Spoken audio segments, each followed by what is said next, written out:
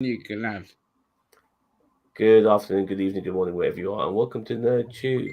We have our holy trinity today of the original Nerd Tubers. I am with Cousin Cheetah and Jabba the Slut as we are talking about the first two episodes of Obi-Wan, now on Disney Plus. How you doing, guys? First of all, I'll go to you, Cheetah. Doing good, doing good. I'm glad that that Ginger is giving his pussy some attention over there. Stroking it as we speak. Fantastic. You keep stroking that thing. And Jabba, Fantastic. I'm all regardless good. of you. I'm all good. Let's just get straight into the review. Fantastic. Somebody on Facebook has just said they finished watching. Let me just find out who that is. Okay. And if they want to join us, that's Tyler. Would you want to join us, Tyler?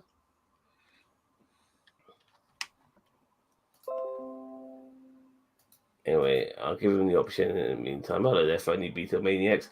And how is your goddamn fucking landlord? I'm sure he's probably pissed off right now. He's probably woken up from you tapping all those goddamn keys. Let me just quickly add Tyler into the mix. He's bringing him now, and okay, this first episode kind of made me happy regarding the first episode because I wanted to see where Obi-Wan is in this particular timeline, and obviously he's down on his lap. But before we even got there, we saw Order 66 again from another point of view. Yes, pun intended.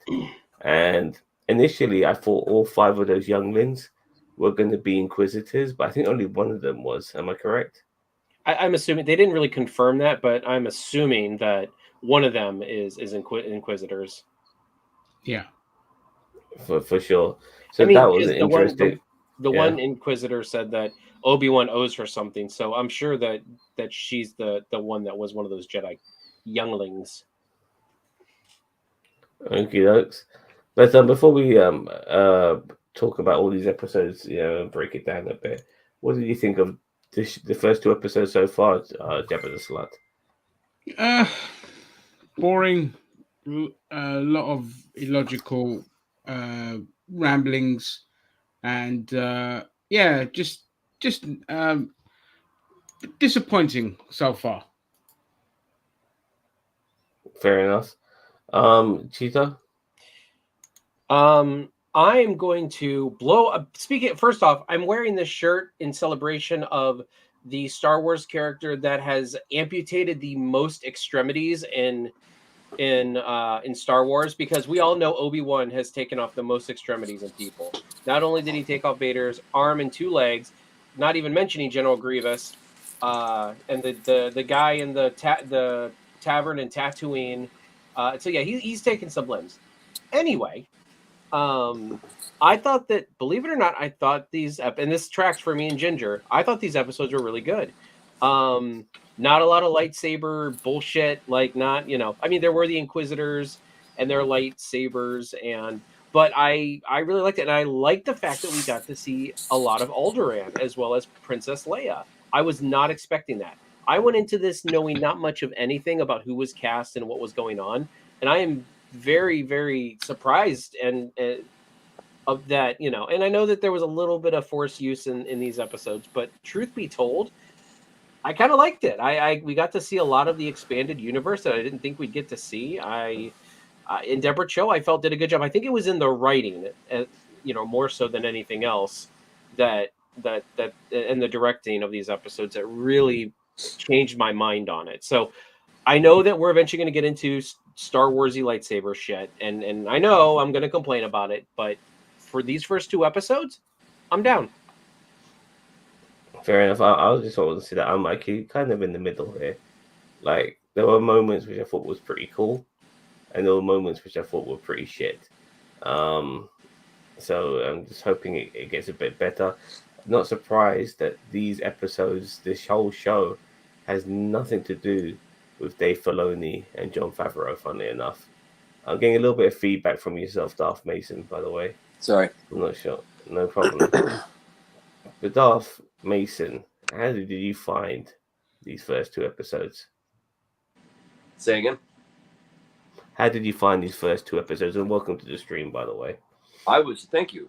I was blown away, to be honest. I was very impressed. I didn't expect it to be so good. And also with the the surprise.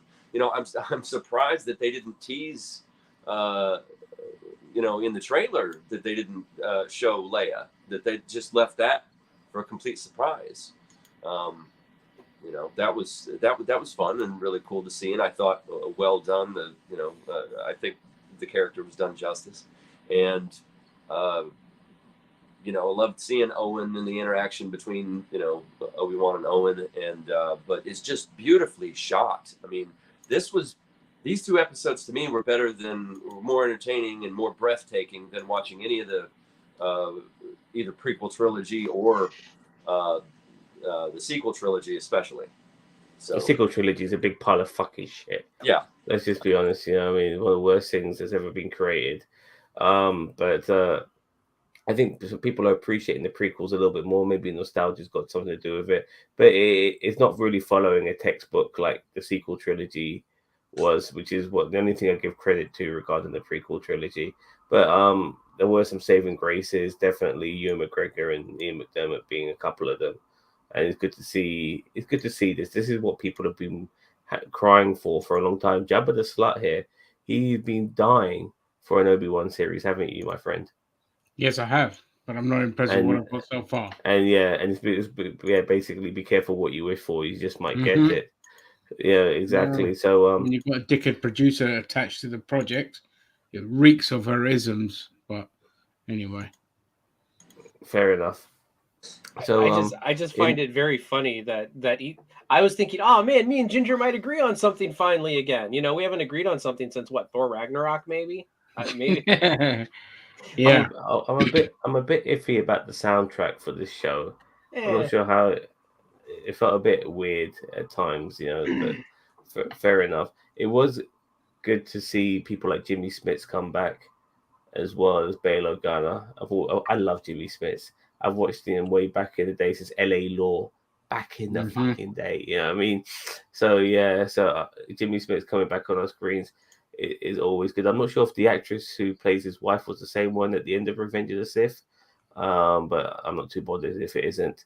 But we got young Leia in this episode as well. But before we start talking about that, were you guys impressed with how we saw Obi-Wan just living his day-to-day life on Tatooine, cutting sashimi from a fucking giant fucking sand shark, and basically living in a cave and having PTSD moments and calling out to Qui-Gon? I mean, were you happy with that portrayal of what he is? Yeah, love that part of it. Love that aspect of it.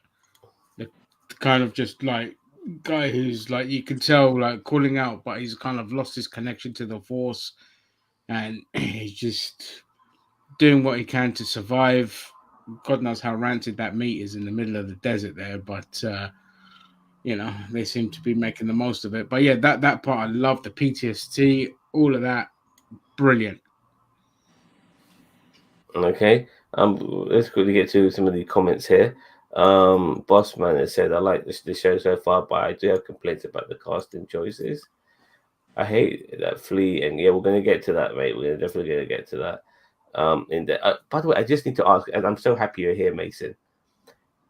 Is Flea the same guy who played Needles in Back to the Future? Yes. Yeah, he's the bass player. Oh, I know. Bass player from. I know he's a bass player. But I'm thinking to myself, he looks so much like Needles from Back to the Future. And I had no idea that was Flea as well. Yeah. Fucking hell, I had no idea at all. Okay, fair enough. That was fantastic. Okay, the actress playing Leia was good, but the sister was good. I think he means that the third sister. Fair enough. So, looking into the Inquisitors, we saw 3 of them, or 4 of them actually. We saw another lady who was part of that crew as well. But we got a Grand Inquisitor played by Rupert Friend.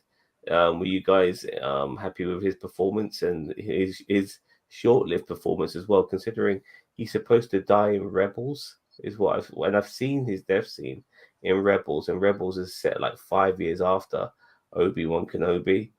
So, what the fuck is going on there? I'm not sure if you guys know about this. probably not dead after being stabbed in the abdomen. Well, Star Wars Yeah, Theory well, on I mean, YouTube. Darth Maul got cut in two and fell down a massive pit, and he survived. So I agree. Star Wars Theory, and obviously Palpatine survived after being thrown into a reactor. But Star Wars technically, Theory he didn't survive. He was cloned, but yeah, good point. But his spirit, yeah. But Star Wars Theory said that this particular species of alien has 2 stomachs, so that's how he might survive. And if he gets thrown into a Bacta tank, that'll be pretty good. But I think it's also supposed to put him on the sidelines, in my opinion. So we won't see this particular Inquisitor for maybe the rest of the series until the end. And it's more about, is it Rivera? Is that her name? I think so. Reva. That sounds about right. The first Reva. Who I actually thought was one of the best things about the show so far. She came in like a bat out of hell, trying to prove herself, very rebellious, and it just kind of gave you some of those Sith streaks. Like gives you a lot of Anakin streaks. A little bit more. Sith people fuck each other over in a heartbeat, and that was portrayed in this. What do you think of? Was it? How's her name go again? Reva. Reva, I think. Reva. What do you think of Reva, Mason? Oh, great. I mean, she's. I think she's a good villain. Yeah. Yeah, she's scary. Anything more to add? No, I think the part is well played by the actor, and I don't think it's forced or anything. She's she is what she is. She's Inquisitor who like I think Jabba just said, rebellious, and she doesn't recognize authority in her own chain of command. She's just out to win favor with Vader. She's gonna be the one to bring Obi WAN in as a trophy to Vader, and she doesn't care who she has to cut down to achieve that goal. And I saw similarities in her, with her and the Inquisitor, with Ben Mendelsohn's character from Rogue One, and oh god, Peter Cushing's character. What the fuck's his name again? Tarkin, yeah. Tarkin, yeah. We're good. Like there's somebody above you. You're doing all the work. You and then somebody above you takes all the recognition. And the Inquisitor wanted to get that recognition. And I was so happy to see him fucking just stabbed like that. But I was immediately thinking, oh no, what about Rebels? But anyway, what do you think of this third sister, Jabba the Slut? I like the thing I like about her is I was always worried because like she's like the only human looking person out of the Inquisitors, and you think, oh, they're gonna make this a conflicted character that kind of finds redemption along the way. But the fact that they've just made her a complete bitch that's ambitious and stabbing her way to the top, I loved it. Yeah, I thought it was I'm glad they went down that direction with her, because I thought, this poor woman's probably going to get a ton of abuse anyway. So just, just go all out, make her ruthless, make people root for her as a bad person, because people love a villain. And I thought she was great. Yeah, I love the, just cuts off a woman's hand, is about to it's great. Before I pass on to Cheeto, Ginge, are you happy with the amount of aliens we've been getting in this show? Because I thought there was a decent amount. Decent amount. No, come on, man. Tatooine was full of humans. I went back and I checked A New Hope, and in A New Hope, it's just full of aliens. In this, it's full of humans. What about the other planet, like Hong Kong planet? Right towards the end, we start getting like some of the aliens, but it's still too many humans in a Star Wars setting. Because Lucas had a really good mix of like a shitload of aliens and all of that. Whereas here we get like, if you look at I know this is kind of slightly off sidetrack, but it's a general pet peeve I have with this fucking thing is, if you look at the Andor trailer, where were the aliens in that? No, not one. I saw it twice. Not one alien. No, not one alien in Andor. I posted a Buzz Lightyear meme saying aliens, humans everywhere in Reddit, and it got a really good response, like over 2,000 likes and all of this kind of stuff, and a lot of people agree, because it's jarring, the contrast between George Lucas's stuff and the Disney stuff. And I'm all for if you want to put diversity and all of that, but you can put in a shitload of aliens as well. You've got the money. Diversify the aliens. I totally too. agree. Huh? Yeah, Diversify the aliens as well. Exactly. But I totally agree. One thing Lucas did get right in both the prequels and the original trilogy was a fucking ton of aliens. Loads of aliens. Maybe not. Yeah. Cheetah, what do you think of this new Inquisitor? I really like her. I like Ginger said, I'm kind of glad she's like, balls to the wall, like just aggressive and clawing her way to the top, and she doesn't care. Like she's just gonna go after any of them, and any of them get in her way. She's proven she's gonna stab them, and she's gonna move on. Like she stabbed the one Inquisitor and just kept on moving, and she was going after Obi-Wan, and it's like, yeah, like that's what I want. I want somebody who's going to be a hard ass, and because it's a perfect foil for Obi-Wan, because Obi-Wan, it's like Anakin. Like Anakin was always a little bit rebellious, and now this is like the extreme of what he had to deal with Anakin, and it's just like I really like the fact that this person is going to be a good foil for Obi-Wan. It's going to be Obi-Wan likes order, and and this person obviously is like that chaos element in there. Well, it's good to see Jar getting back as Owen Lars, and his moments were pretty good. We do see Obi-Wan living his repeat life, so to speak, of cutting this meat and taking a little bit back for his space camel, and then chilling out in his cave, and the odd time, being a peeping Tom over the Lars family, looking at Luke and so on. But we also get obviously a large portion of Leia as well. I mean, she was pretty much front and center in this show. Were you guys happy with this young actress playing Leia? I'll start with you, Jabba. It's a child actress doing what she's got to do. There's nothing really stand out. I do kind of like what you can see, like the mixture between Carrie Fisher's character and Natalie Portman's character in there, in just in terms of how she takes to her kind of role and how she is with people and droids and all this kind of stuff. I thought that was like a nice touch. But later on when she gets rescued and all this kind of stuff, we get into these kind of silly chases that just don't really make sense. Like when the bounty hunters kind of go after her on Alderaan, it's like, really, you're letting a little kid like that outrun you? I agree. Like if there was a little bit more involved, like if there's a little bit more involved in the chase, like maybe she jumped in a chute or was hiding from them. But I mean, it was just a chase through the woods. I did think that exact same thing. I was like, goofy, why did they not catch this kid yet? Like, set phasers to stun, for fuck's sake. Yeah. They did it in the episode 4. So yeah, in episode 4, it was like the Robert Rodriguez levels of goofiness action in his Boba Fett thing. It was kind of cringe. It was really cringe. I know I keep talking about it, but there's other action stuff I want to talk about later on that's really cringe as well. But Leia in general, fine. Did you guys see C-3PO and R2-D2 at that dinner party? I did. I saw 3PO. I didn't see R2-D2. R2-D2 is in there as well. It's a blink and you miss him sort of stuff.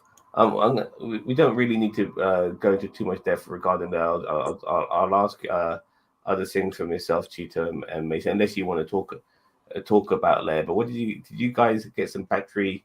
I'll start with you, Mason. Did you get some batteries not included vibes from Little Lola, the little flying thing? I think he's preoccupied at the moment. You better go to Cheeto. No problem, Cheeto. I mean, yeah, I did get batteries not included vibes from that. I didn't particularly think of that until you said that, but I definitely, I mean, that's what I was like, oh, it's a cute little alien or a cute little droid like flying around and stuff. And I really liked it. I'm okay with there being like cute little droids flying around and stuff like that. Just don't try to shove them down our throat like they did with BB-8. Dude, they're gonna shove it down your throat and they're gonna make you buy those fucking toys for this Christmas. Oh, listen, 5 minutes. Sorry to disrupt. 5 minutes after the episode finished airing, the toy was already on sale. Really? That's life-size model of it, and it was already on sale at Hasbro. As I said, I don't mind there being like little cutesy droids and stuff like that. I mean, but they're not trying to shove it down our throats like they did BB-8. Like BB-8 was like, they're just like, here's the new droid. We know you love R2, but here's the new R2 that rolls on a soccer ball. Or I'm sorry, from culturally sensitive here, a football. Thanks, mate. So regarding some of the callbacks, like with Leia obviously having a decoy dressing up as her and stuff like that, that immediately reminded me of Padme and her decoys and shit like that. So that was a nice callback as well. Mason, did you like seeing Jimmy Smits come back on our screens? Yeah, it took me a minute. It took me a few. It took me a few minutes of watching him to decide if that was him or not. I couldn't tell because really? Obviously he's aged some, and he seemed to be doing. I noticed he seemed to be putting on a bit of an accent more than he did in. Yeah, I agree. I don't think he did that in the prequel trilogy at all. He just sounded straight, kind of like straight American accent. Yeah. In this, he seemed to be like trying to sound doing some kind of like foreign accent. But I mean, other than that, no, I thought it was great to see him as well. And we also got to see doing a little bit of creeping in the woods, Flea from Red Hot Chili Peppers. Now I did know that Flea was going to be in this, but he has been in other stuff before, and it's always good to get a bit of a left field sort of celebrity personality involved in certain projects like this. So it was good to see Flea. Looks like he's dead by by what we saw in episode 2. So goodbye, Flea, for thanks for the memories and stuff like that. But what I want to ask you guys now, all of you as well, is that did you feel with the kidnapping of Leia and Obi-Wan finally getting hold of Leia that we were kind of getting a sort of like a Mandalorian and Grogu sort of thing going on here? Yes, because that was bugging me. Like, come on, like we don't need. I mean, it's good to see Obi-Wan and Leia, having their little thing together, because we've always seen Obi-Wan and Luke do it, but not Leia. So that was pretty cool. But I just felt like they've done this trope to death. Like like the old wise companion, reluctant hero in Obi-Wan, and this young child who's a bit too exuberant and all of that sort of shit. Cheetah? My impression is, and I could be 100% wrong because I didn't think of this until you brought it up. My impression was, after watching these 2 episodes, was that he's going to return Leia next episode, and then she's going to. I would think that she would be done, like with this, but maybe not. Maybe she's going to be a part of the whole series, and you're right. Maybe they are doing like a Grogu Mando thing. I hope not, because you're right. If they keep if Leia just kind of tags along with Obi-Wan this whole time, I understand her. I understand Leia remembering Obi-Wan because of this instance, but like if they're like gonna go on this whole grand adventure throughout all these episodes, like yeah, she's gonna be like, of course she's gonna, she knows he's a Jedi and well, I think she knew he was a Jedi in A New Hope as well, but still, if they continue this, that with her being in with it, but if they return her next episode and she's back and she's not really involved, then I'm okay. Well, that's the same, because at the end of this episode, of episode 2, that is, he doesn't go back to Alderaan or Tatooine. He's going to some next location. Kamal Najani's character, who plays a con man, basically he said that go here, go to this spaceport, it'll take you to a place where people can help and stuff like that. So I think the Leia Obi-Wan combo, I don't think it has ended just yet. So we might see some with them doubling up a little bit more.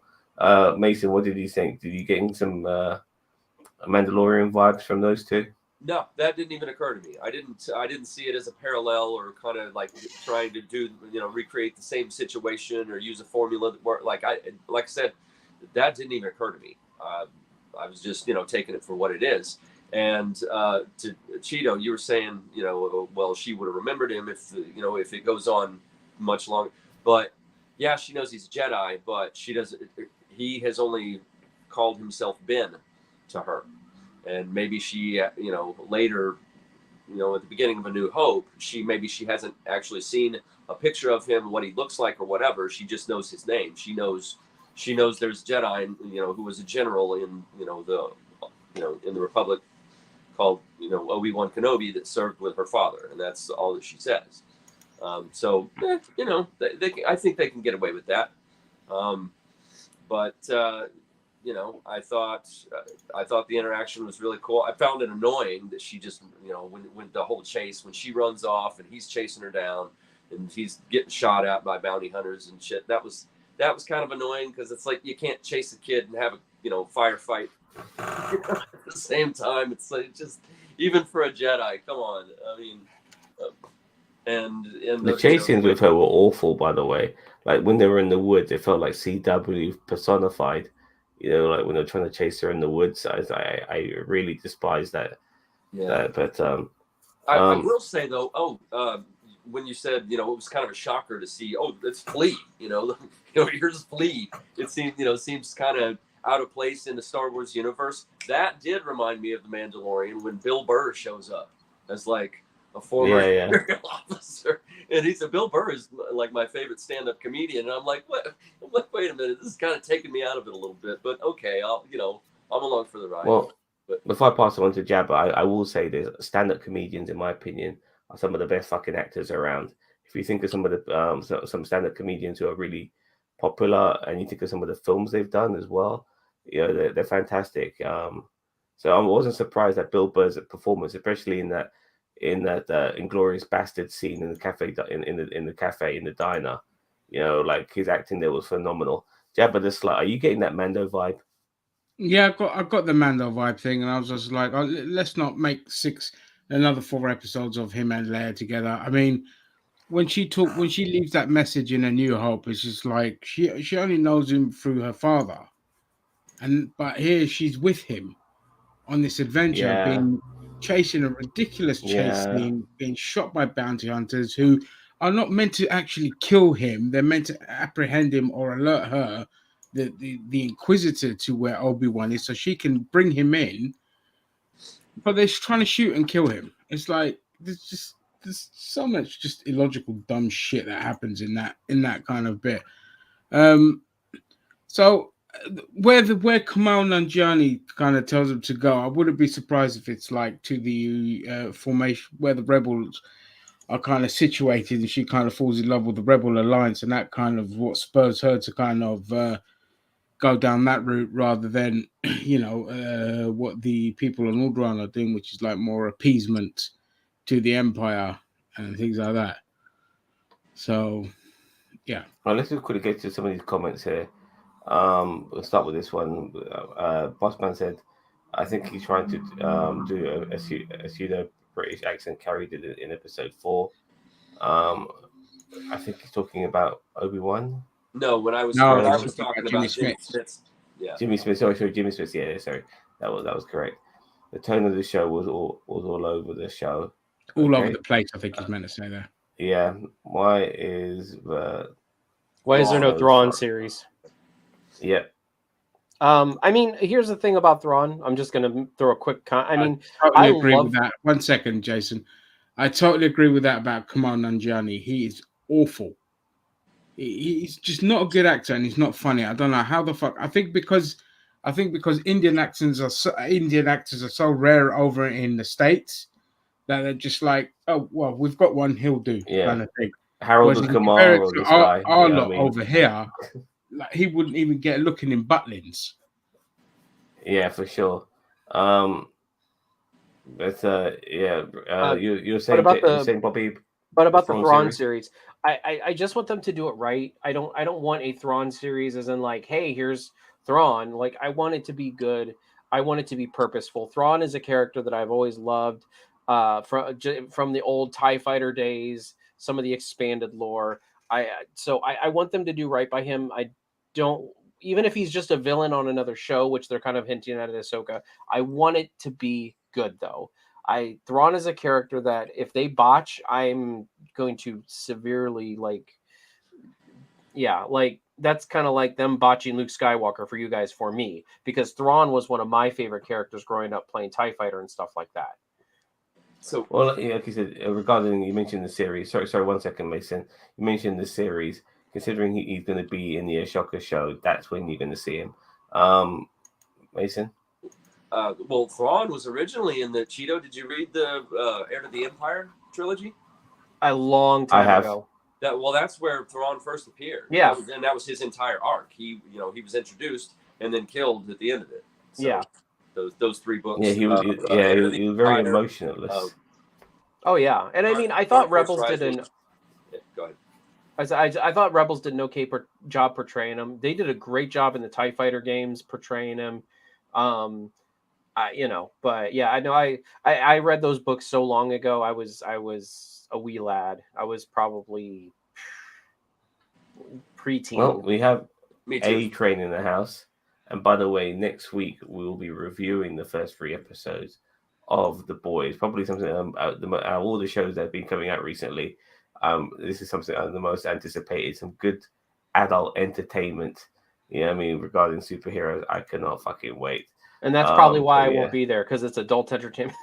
Yeah, well, that is for you. Got to keep it PG for Cheeto guys, you know. Yeah, for sure. This is Dixie, by the way. Yep, that is. He says your beard is epic. Yeah, Thank fantastic. A-Train's also added I like Kamal in Eternals. Well, somebody has to. Here's the thing. I didn't mind Kamal in Eternals, but it's like just him bailing off topic. But him bailing at the end was just like, spoiler alert, by the way. Him bailing at the end was just so stupid. Like I get it because there were too many characters, but at the same time, it's like you build up this character this entire movie and then he just bails at the end. It just did fuck all in the film. It was just pointless. Yeah, he was comic relief, and I just found he's not even funny. Weird. I found it funny that he, like people were accepted that he was, he pretended to be his great grandfather, and all of that sort of shit, and no one was fucking connecting the dots, thinking, they just look all a bit too similar. But fair enough. But Kamal doesn't fit it. Yeah. Oh, it's awful. It's awful. I gave it. I watched it once, and I think it was okay, but I can't come to look at it back now. I think it's terrible. I'm with you on that. I liked it when it first came out, but then I watched it again. I was just like, nah. No, the biggest mistake they made with that, just quickly, is just say that they put it in the wrong timeline. It should have been in the past. Yeah, I agree. Yeah.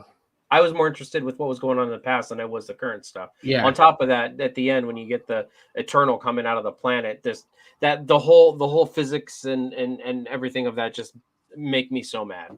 Yeah. Go ahead before I could do a whole rant on that. Bossman says, they're doing serious topic about Obi-Wan finding his will to fight, and then Kamal comes in doing his wide-eyed goof routine. It's like, what the fuck? Well, that's what he's paid for. Right. Fuck yeah, the boy's hype.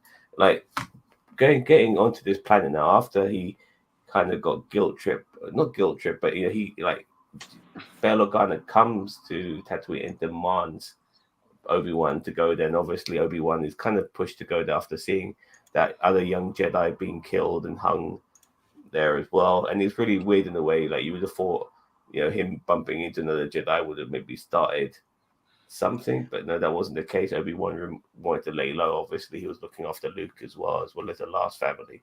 Cousin Chia? I have a question. You guys probably watched it more than I did, and I was watching on my phone. How did that guy die? Because he was just hanging there, no lightsaber holds. It's called off screen. Well, no, I know, but were there any signs of how they killed him? No lightsaber holes. Probably choked him or something. I was about to say maybe the choke, but you figure they would have put something there to indicate that, a crushed larynx. That was the guy. So the guy that plays that Jedi is Benny. I think it's Benny Safdie, the Safdie brothers, who make some amazing films. And I'm kind of hoping him being in it is like a prerequisite to the Safdie brothers getting their own Star Wars property to do, because that would be amazing. Well, fair enough. I never really thought of it like that, but it was funny that he was hiding out on Tatooine, and it just so happened that Obi-Wan was there as well, and then the fucking Inquisitors come there, and they're like only inches away from getting Obi-Wan, but really they're looking for another fucking Jedi as well. And this guy was probably just on the cusp of no longer being a youngling, by the looks of things. So he was still very young and probably just a Jedi Knight, not a Jedi Master or anything like that, you know. Mason, you burst in to say something? Yeah, I got the impression that he was the one of the kids, one of the younglings from the very opening sequence when it showed the younglings running away. That he was one of them. Yeah, that's a good point. Yeah, but he didn't have like an adult-sized lightsaber. The Inquisitor is one of the younglings. Maybe she would have recognized. Well, the Grand Inquisitor was a librarian in the Clone Wars, Jedi librarian, from what? But okay, so we're on this planet now. We're on this other planet now. I forgot the name of it, but it looks like Hong Kong, and with Obi-Wan trying to find Leia on this planet because that's where his information is taking him. We meet Kamal Nanjiani playing a Jedi, and it was very easy to pick up within seconds that he was playing he was a con man and stuff like that, especially when he says, "I'm doing a Jedi mind trick." What the hell? You know what I mean? I found this scene entertaining, but his character was definitely more annoying than anything else.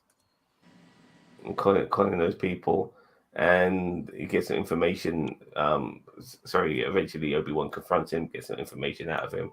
And then he knows where the girl is just like that.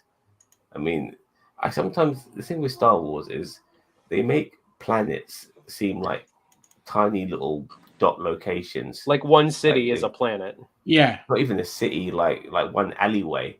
You know what I mean? It's like, and I felt like that. Like he's on this planet, he's looking for this girl, and after bumping into Kamal, he's able to figure out where she is straight away because he's kind of he has information, which is, how does he have this information? But he does.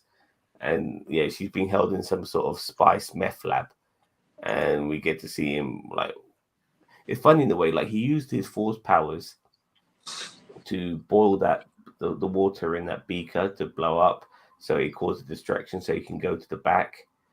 He was able to use his force powers for that, but he couldn't really use his force powers that well. I think he used his force powers for the thing. I don't know if he just turned up the heat on that. I don't think he used his force powers on that. Fair enough. So he takes out. We finally get to see what Spice does, because all this time, we hear about Spice, we know about Spice in the Star Wars universe, but we never really see what it does, and it fucking mongs the shit out of you. After being booby trapped into going into the wrong cell, he uses the spice that he was given earlier by that girl. What drug dealer gives you fucking drugs in the house for free? Seriously. Well, they want to get you hooked. Get you hooked. I mean, that's common practice. At least here in the US, that's common practice. Yeah, especially if you've never had it. Yeah. Fair enough. Come on, Zam, get up on your drug cartel strategies. Yeah, amateur. Yeah, I do. All right, fair enough. But okay. But we see Flea and these other two scumbags getting high as fuck. He finally gets hold of Leia, and they go on their little run around town and stuff like that, changing clothes and all of that bollocks, until we get to Leia not trusting Ben. Not trusting Ben by thinking that he's a criminal because he's on wanted posters. What did you guys think of all of that shit and her running away? Because I found that a bit stupid. I thought she was cleverer than that. Chia?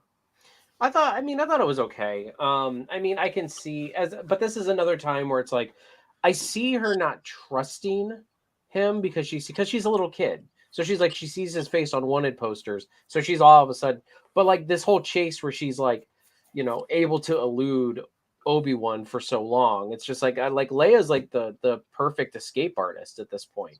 I mean, I'm surprised she got locked up in the Death Star brig for as long as she was. She could have escaped at any time. She was just waiting for a short stormtrooper to break her out. Yeah, I guess. But she did get that big fucking injection stuck inside her by that flying fucking globe. So, what did you think of Leia running away from Ben Kenobi in that fucking chase on the rooftops and shit like that? When I see her running, by the way, it kind of reminds me of Warwick Davis for some reason. But anyway, what do you think of that, Mason? Yeah, I mean, it seemed a bit, contrived that she would, it's like they just had to have a reason that, the writers had to have a reason to have her running away from him, to have it, Tension. and all this shit. And it's like, oh, she sees, his face and, on, wanted holograms and whatever. She's like, oh, yeah, but she figured it out. But it doesn't make any sense because she figured the whole thing out. She was like, wait, they kidnapped me to get to you so that you would come rescue me, and they're using me as bait. Well, then why do you think he's the bad guy? Exactly. It didn't make sense. Exactly. Like, they kidnapped me to lure you to come rescue stupid. me. How do I know you're not the kidnapper? Like, what the fuck kind of sense does that make? Yeah, exactly. I totally agree. And You're here to rescue me. Fuck you. Well, I mean, first of all, Bail Organa couldn't send an envoy. I mean, they were tracking the ship. They knew where the ship was. Why the hell did he need Obi-Wan to go and get her? Could have sent, what the hell do they have on that fucking planet? They not have guards? Well, clearly security's crap because the pirates were just hanging around in the bloody forest right outside the building, and they couldn't send anyone else to go get. Or they couldn't give Obi-Wan a ship. I think he was worried. He was worried that more attention would come to Leia than, the Empire would go, okay, why are they stealing Leia and all that sort of stuff? And they may be worried that they'll find out she's force sensitive, and boom. Yeah, but sending him puts others at risk. It's just that whole scene was just fucking daft. It was a daft plot.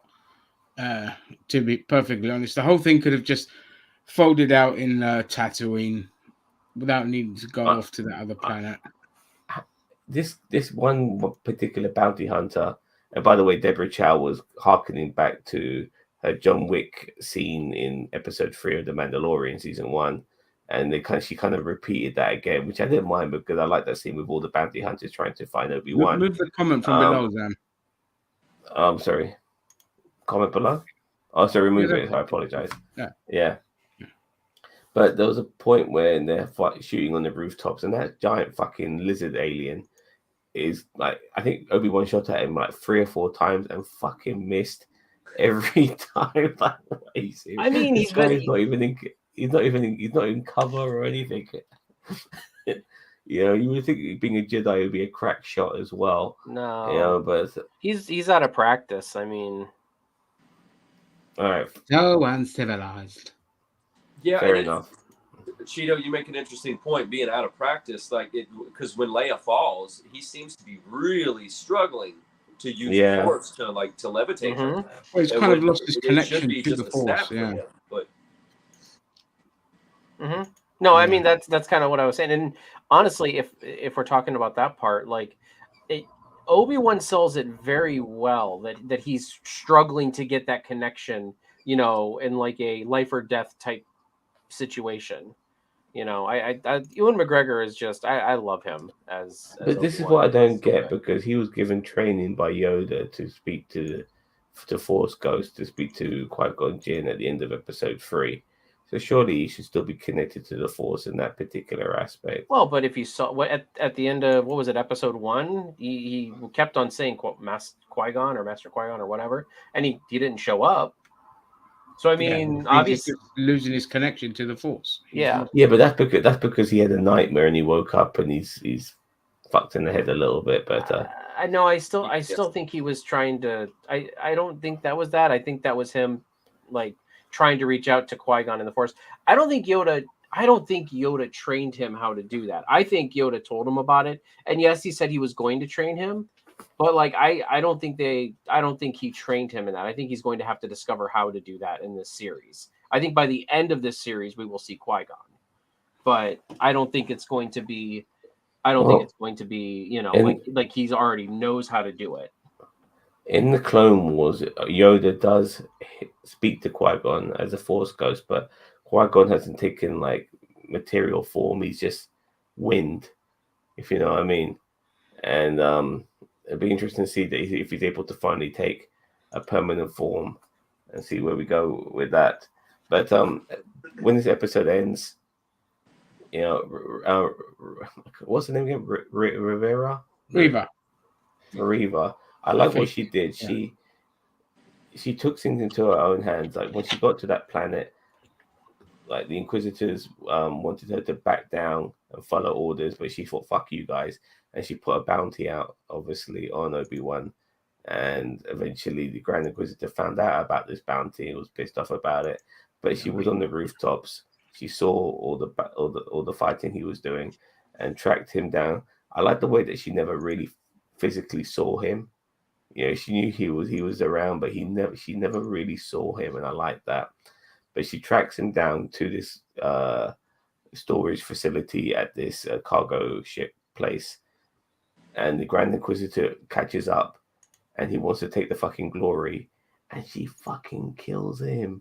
I mean, just there in the second episode in, he is dead, or apparently dead. I mean, he might be in the back of the tank or whatever.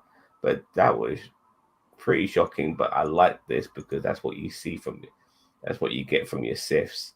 I mean, you want to see that shit from Siths. You want to see them backstabbing each other and being ambitious and wanting to be the best and everyone worshipping them. And I like the fact she's totally corrupted all of that. She'll fuck over her own if it means getting to the top. I like that so fucking much. And she still never got a glimpse of Obi-Wan, even though she knew he escaped. What do you guys think of that final scene? I mean, did it leave you wanting for more Jabba the Slut? I'm kind of conflicted on it because obviously Obi-Wan's reaction when he finds out that Anakin is alive. Anakin as well, yeah. Fantastic. Like the absolute shock on his face, like the selling on that, the raw emotion, the holy shit, he's still alive kind of thing was amazing because it really sets into you that he has no idea yet. Darth Vader knows that Obi-Wan's alive.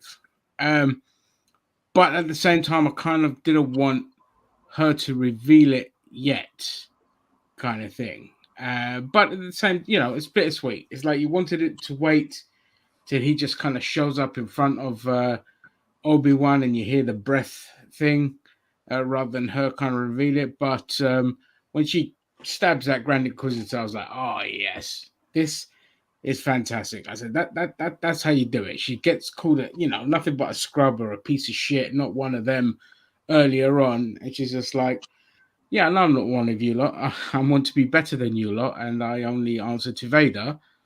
And so, screw you. I'm going to do what I can to get to the top. So I love that bit where she stabbed the Inquisitor. Before I pass it on, didn't you find like some of those other Inquisitors to be quite humane? The guy from Fast and the Furious who wears the black hat, the guy who plays Han from Fast and Furious, he seemed to be one of the nicer ones. He was trying to bargain with people, offer them bribes and stuff like that, and he didn't like the way, Reva. That's so Reva. Okay. Yeah, was going. Obviously, the Inquisitor, the Grand Inquisitor. Just call her the third sister. That's easier. The third sister, yeah. The Grand Inquisitor didn't like the way she was going either. Stopping, stopping her from killing that Jedi earlier on and stuff, and letting him run away and stuff like that. So they seemed a lot more humane than she did. Maybe they still got a bit of that Jediism inside them. You know what I mean? But I did like that. I was kind of surprised that Obi-Wan didn't know that Darth Vader was alive. That was going to be my point I brought up. because you would have thought Darth Vader, like being the second most powerful person in the universe, in the galaxy, yeah, he would have known that he's been gallivanting all over the world, all over the universe, doing his thing for the Emperor. You would have thought he would have known about that, because he knew Anakin had become Darth Vader in Episode 3. He knew about the name change and shit like that in Episode 3. So I was kind of surprised that this was revealed to him now, but fair enough. It was a good reveal. Mason, what do you think? Yeah, I mean, what you guys said, pretty much, I agree with all of that. I don't think I have anything different to add. I will say on the point of Obi-Wan trying to summon Qui-Gon, the spirit of Qui-Gon, if you will. I just wanted to hear Liam Neeson's voice. I'm sorry, Obi-Wan. I'm too busy making shitty action films. Come back to Star Wars. Yeah. I don't know who you are, but I'm gonna find you. And Yeah. Tell them you have a particular set of skills, Obi-Wan. Yeah. I'm the girl. Yeah. Yeah. But the ending scene, where the Reva, kills the Inquisitor, the Grandmaster Inquisitor, or whatever he is. That's great. It just really shows you who this character is. Like she's gonna get what she wants by any means necessary, and she's ruthless. And you said that it leave you wanting more. That was a question that you put. Did it leave you wanting more? I'm like, well, no, because I know we'll get more. I think it was a great way to end the episode with her, Obi-Wan and Leia, their cargo ship taking off, and she's screaming. She's like, I'm going to get you. I'm going to get you. So, we know that she's not going to stop. So, I wonder who next episode. I wonder who kills her. Is it Obi-Wan? Is it Darth Vader? Is it another Inquisitor? It'll be interesting to see how she dies, because I don't think she's going to last longer than this series. I don't think any of those Inquisitors are going to really last that long. So it'll be interesting to see her come up and. Well, I'm guessing she'll probably kill the other Inquisitors. And just fair enough. She'll probably say that Obi-Wan killed the Inquisitor she killed, and then because no one else, I don't think any of the other ones were around to see that. So yeah, and then eventually they're going to start getting very what's the word I'm looking for? Very not testy with her, but like suspicious of her, and then she'll start picking the rest of them off. But yeah, I'm pretty sure they're going to all kill each other. Obi-Wan's not going to have to kill any one of them except for the last one, and I'm pretty sure Darth Vader's going to kill the last one. Like I would not be surprised if Obi-Wan does. Like they'll probably fight them, but I don't think he's going to have to kill any of them. Truth be told, he doesn't want a successor, does he? Because any of those Inquisitors could easily be like Palpatine's new apprentice. He wouldn't want that to happen. So yeah, he'll probably kill them all off before we get to A New Hope. Did you like that reveal of Anakin, though? By the way, Gio? Yeah, I agree with Ginger. Like Ewan McGregor has is such a great job portraying the emotion of like, oh shit, and we're fucked look on his face. Although I agree with you, Zam, how does he not know that Darth Vader is still around? Like, he knew that Anakin was Darth Vader. Like if he had never heard that Darth Vader, is called Darth Vader, I could see it. And I'd be like, and then she said, you'll never escape Vader. You failed Anakin. You'll never, and then he puts two and two together and he realizes, oh shit, Vader's Anakin. Or, but how does he not know? Vader's the right-hand man of Emperor Palpatine. So well, I mean, if you go back to earlier on in the first episode where the Inquisitors land on Tatooine and somebody's like, you don't have any jurisdiction here on the Outer Rim. So he's probably been like cast away for so long that maybe not enough news is filtering back to Tatooine about what's going on. After 10 years, though? Huh? It's been 10 years. Yeah. 10 years. You'd have known something. Anyway, well, Too Mad has said, honestly, I think the show's getting way too much hate. You know why? Because too many people are hyping it up and expecting it to be the best thing since sliced bread. That's I because So you if can it, never make Star Wars fans happy. That is pretty much it.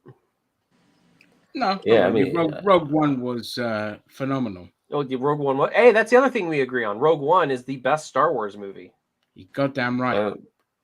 I don't Oh, know yeah. many people. I don't know many people who dislike the Mandalorian. I mean, it's popular all the way I think around. Mason likes Rogue One. I don't like Mandalorian. I hate Boba Fett. Mandalorian is okay. Wow. I think the problem is what we're finding out now is the problem is when you're doing too much fan service, it derails everything because you're relying too much on past greatness to move another product forward, and in the end, you just keep falling back to the past, and you get left with just this hollow new thing that it just kind of just disappears after a while, and eventually with Star Wars, they're going to have to stop going back. They're going to have to leave this period of time because they've milked the shit out of it. And they've got to just stop referencing the past. They could just move on. New characters, no references to anyone. Build a completely new thing where people can't be like, well, that's a plot hole. That's a plot hole. That's a plot hole. Just move on and just keep it simple. Yep. Next generation, this shit. Yeah. Hundreds of years. I agree with you to a point on that. That there is a bit too much fan service in some of the shows in some regards. Like I don't have to see Luke Skywalker in The Mandalorian or Book of Boba Fett. But I love seeing some of the characters from the animated shows brought to live action, like Ahsoka Tano, Cad Bane. I thought that those were both done phenomenally. You know, and, I had no problem with the way season 2 ended with Luke Skywalker coming in there and stuff like that. I thought that was fantastic. But after that, and having to put, and the writer thinking to themselves, you know what? I think we're going to put Grogu back with Mandalorian. That just kind of ruined all of that. Yeah. I mean, it was nice. It was nice seeing Luke to a degree, but then when you realize it wasn't going to go anywhere, like, what was the fucking point? Well, the problem is Grogu sells too many toys, so they're not going to get rid of him. At the end of season 2, when Luke takes Grogu, I'm like, you can't have a show without. Because he's like half the show now. You can have a show. Make it about the Mandalorian. Well, look. Sorry, guys. One second. Did you guys see the leaked trailer for Mandalorian season 3? I did not yet. Right. So I think it was already taken down by the time I clicked on it. Probably, yeah. It wasn't a good shot, but from what I see, season 3 basically is just about the Mandalorians. So it really doesn't need Grogu at all. That's all. I'm not going to reveal anything else. But obviously you see Grogu in there and that. But it really doesn't need Grogu because they're going into Mandalorian lore heavy from the looks of it. And I thought, finally, this is what I hope it's all about. Just focus on the Mandalorians. I don't need more fucking Ahsoka Tano and Luke Skywalker and Boba Fett and all this shit. Just the new characters, apart from the ones that are from the Clone Wars, the Mandalorians from that. Just give us that. That's it. Yes, bitch. Keep talking dirty to me. That's what I love it. Your nipples are about to explode, mate. Regarding the Mandalorian, we were thinking that we're getting an alternative version of Boba Fett about a Mandalorian bounty hunter and stuff like that. And even though it went after the first episode, it went a totally different fucking direction. Yeah, we've got Adventures in Babysitting instead. Yeah, we did. Too Mad said they tried Next Generation and it clearly didn't work. No, I'm talking.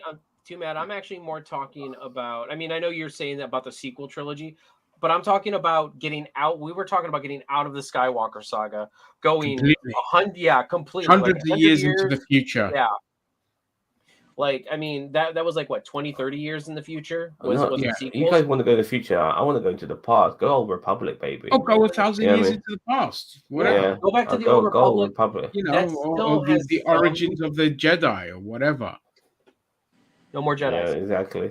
There was a comic series called back in the early '90s called Tales of the Jedi. And Yeah. that was really good. That And was it told fantastic. several different stories about completely different characters and totally different time periods, even like 1,000 years before, like A New Hope. So, yeah, I think something like that would be really cool, or like a Knights of the Old Republic kind of story, you know. The Star Wars books I read, the ones which are like Red Harvest, the ones which are based on the Sith, were my favorite ones. Like Sith focused stuff. I loved it. You know what I mean? Obviously, the Darth Bane Rule of Two trilogy as well, which was okay actually. But I did like focusing on these particular characters and you know how devious they are and all of that. Much more fun than focusing on the Jedi's, you know, in my opinion. So yeah, I want more stuff like that, you know. But I mean, I really, you know, if they really want to do like a Game of Thrones space opera, they can do it with the Old Republic. They really can. But it's fucking Disney. You know what I mean? If it was HBO, like with this particular franchise, they could really do it, you know. But yeah, well, Disney, I'm not just sure. like they're just so fucking narrow in their vision of everything. It's just frustrating dealing with them. Really well, is. and as I said, I mean, like that they don't take the opportunity to expand out into that R-rated genre. Where I mean, like we're kind of seeing a little bit with Marvel, a little bit. I mean, we're gradually getting that way. But like, do I think they're ever going to go on full on Netflix? Not. I don't. Maybe if they like figure it out. But like, Moon Knight got a little bit more aggressive and gory a little bit, but I mean there was definite. But I don't know if they're ever going to go that full swing. All right, go ahead, Ginger. Yeah, sorry. But I mean, to your point, that my issue with Disney and the new streaming platforms that have come up is they're still stuck with the TV mentality. Mm-hmm. They're still stuck with that.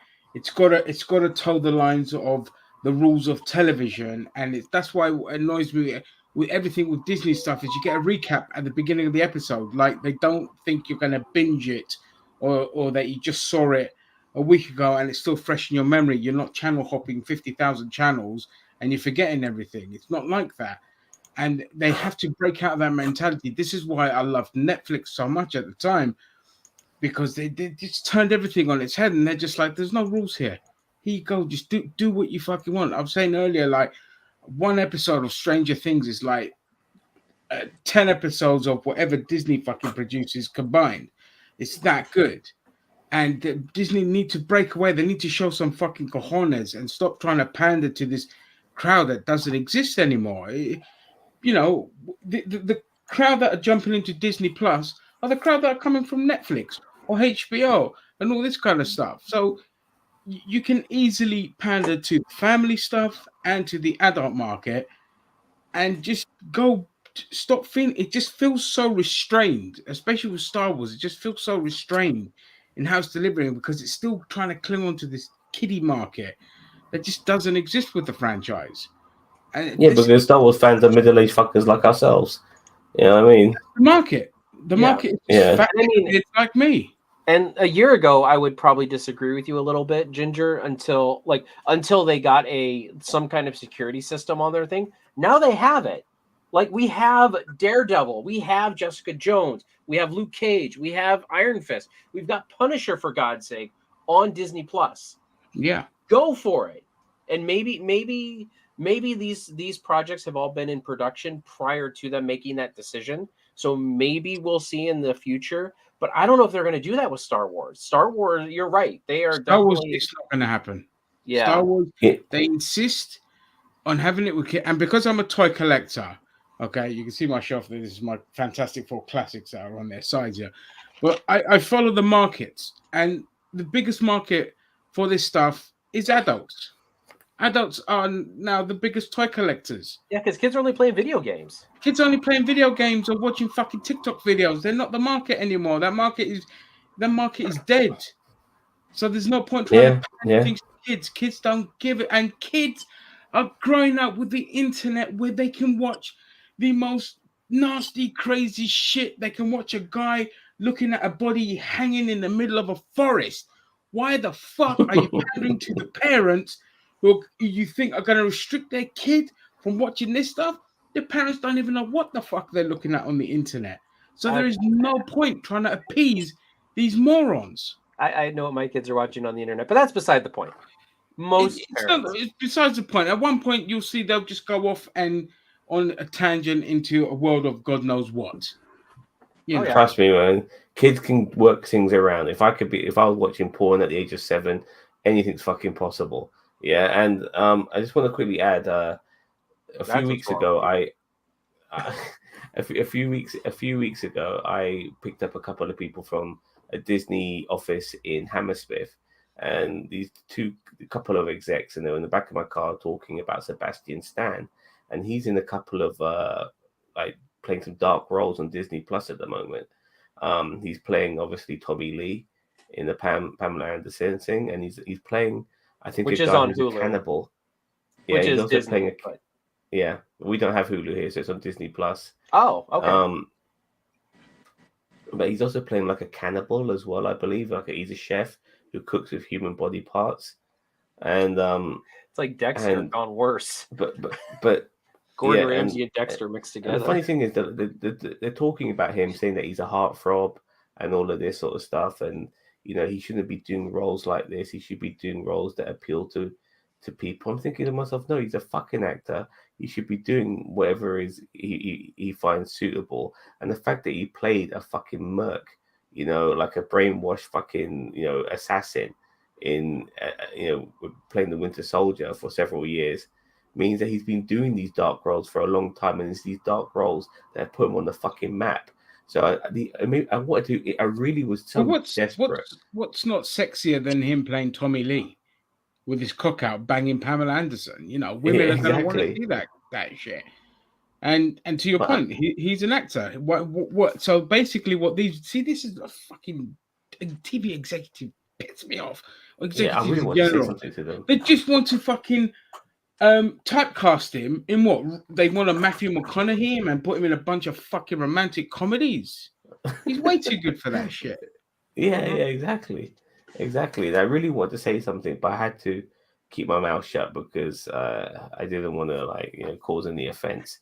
By the way, T2 Mad is saying you can't wait for the Stranger Things tomorrow. Okay. Oh, it's brilliant, Too Mad. I'm 3 episodes in and I'm loving it. He's shooting his load. Too Mad also says 7. Did I miss that? There's a new the new season of Stranger Things is out. Yeah. Season 4. Yeah. How did I miss that? Because Disney deliberately moved Obi Wan Kenobi to Friday so people would forget that Stranger Things is out. Oh, shit. So there's 3 episodes of Stranger Things season 4 already? It's out. I'm 3 episodes in. It is awesome. They dropped the whole thing at once, yeah. Yeah. Well, 7 years old. How the fuck did he end up there at that age? Well, I'm 45 at this moment. I turned 45 just a few days ago. So back then, everything was on VHS, and it was easier to. Well, not easier, but it was a different world back then. It's actually a lot easier now to get porn, obviously. But back then, VHS, you find that tape, you find that fucking tape, baby. You wear it out. You realize, damn, I can't believe that thing went in there. You're like, oh my gosh, she's putting it in his mouth. I remember when I first saw that. I remember seeing that at 7 years old. He put. Okay, Sam, come on, let's back on track. Are we talking about Star Wars or are we talking about something else? Sorry, I do apologize. Yeah. But look, the very last scene of this episode was seeing Darth Vader in the back of the tank. It was actually Hayden Christensen because we got that in the credits at the end. And it looks like he's ready to rock. And we're going to get another fight between these two.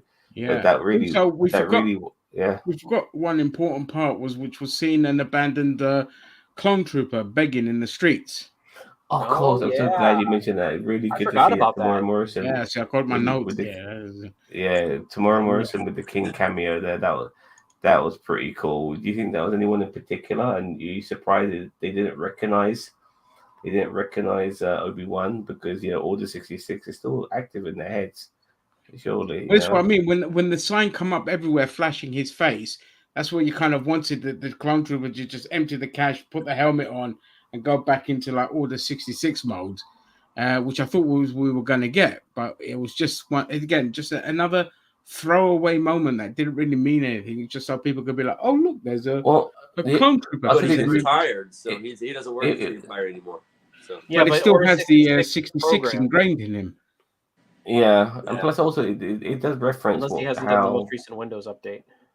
no, but it does reference how because he mentioned he called himself a vet, and it is funny like how a lot of people fellatio their military to high heaven, but there's fucking homeless veterans all over the fucking place, and the fact that there's even Yeah, one, that was a nice touch. the fact that there's even one fucking homeless veteran in countries where they worship their military more than fucking Jesus, you would think Here, they would yeah, exactly. You would think that homeless veterans should not be a thing, but they are, because really, people are just a commodity to be used for the rich and the powerful, because they're never going to send their fucking kids to the fucking military to die for their fucking causes. They're going to send your fucking kids, and I wish people would wake up to that shit. Any of you guys? Sorry, I got to bug out. I'm like 3% battery. My phone's about to die. No problem. Oh, no we're going worries, to be man. calling it a day in a Thanks for second joining anyway. So, but thanks very much for joining Thanks us. for Hope having to see you for the later, next Captain one. Mason. Yeah, mate. Take care. Later. Bye bye. Any of you guys seen Better Call Saul? No, I don't even like Breaking to Bad, so I'm not even going to bother. I watched Breaking. I will get into that. Once the season ends, I will binge the whole fucking thing. I'm on Ozark at the moment myself personally, but there's so much stuff coming up now because in like next week we're going to be reviewing like 3 shows. We'll be doing on Wednesday, which is will be Obi-Wan. Thursday will be Star Trek: Strange New Worlds, and Friday will be The Boys. So We are Jesus Christ, is it out busy. next Friday? yeah. 7 days from today.